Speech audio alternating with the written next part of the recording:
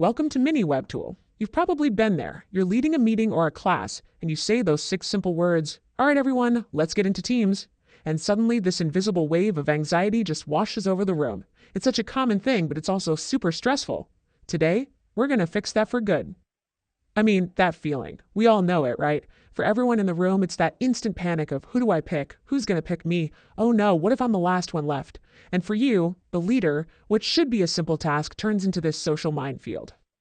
The root of the problem is just human nature. We stick with what's familiar, friends group up with friends, the work buddies find each other, and you end up with the same old A team every single time.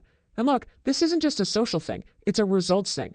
When you don't mix it up, you are literally missing out on fresh ideas and new ways of thinking. So why do we keep getting this wrong?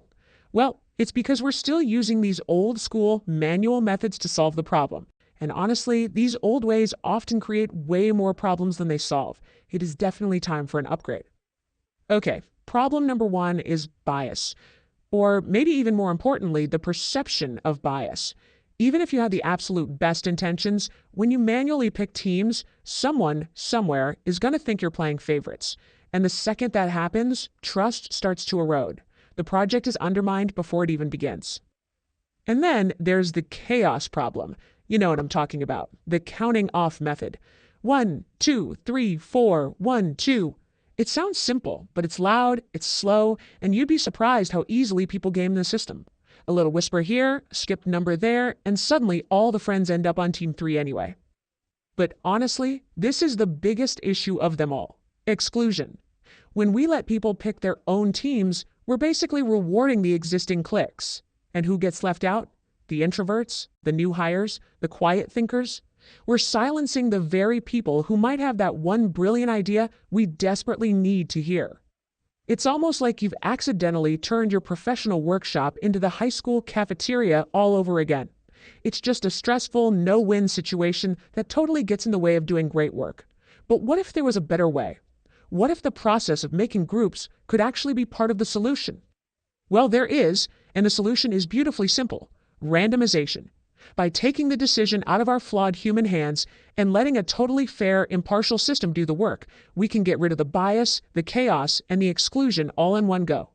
This isn't just about being efficient, it's about being fair. Now, impartial randomization is way more than just shuffling names in a hat. It's a statement. It sends a powerful message to everyone in the room. It says, hey, every single person here has value.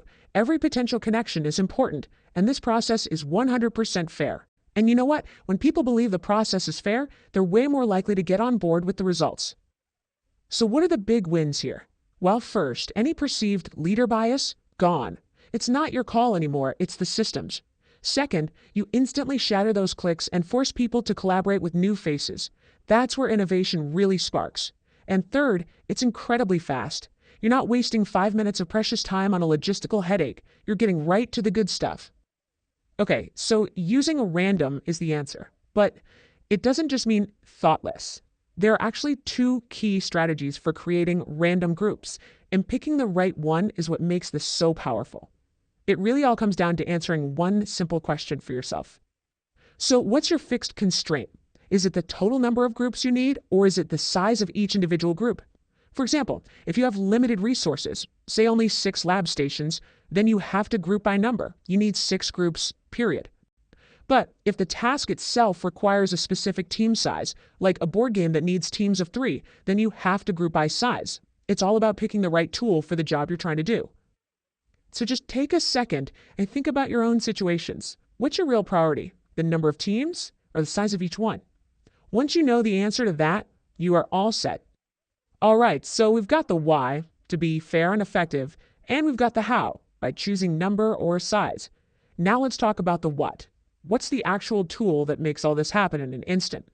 The good news is there's a super simple, free solution that takes you from complete chaos to perfect clarity in seconds. This is the Random Group Generator from MiniWeb Tool. It's a free, incredibly easy to use tool that does all of that heavy lifting for you. All you do is paste in your list of names, choose your strategy, number or size, and click Generate. Seriously, that's it. It's that simple.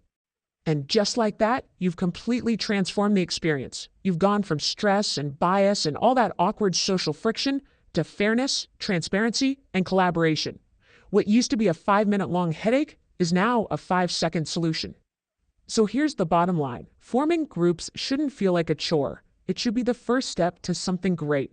When you use a fair, transparent process, you're doing more than just making teams. You're actively building a culture of trust, respect, and real collaboration. You're setting everyone up for success right from the very start. Ready to put this into practice? It's easy. Just open up your browser and search for Mini Web Tool Random Group Generator, and you can start building better, fairer teams today. For more simple solutions to everyday problems, be sure to subscribe to Mini Web Tool. Thanks for watching.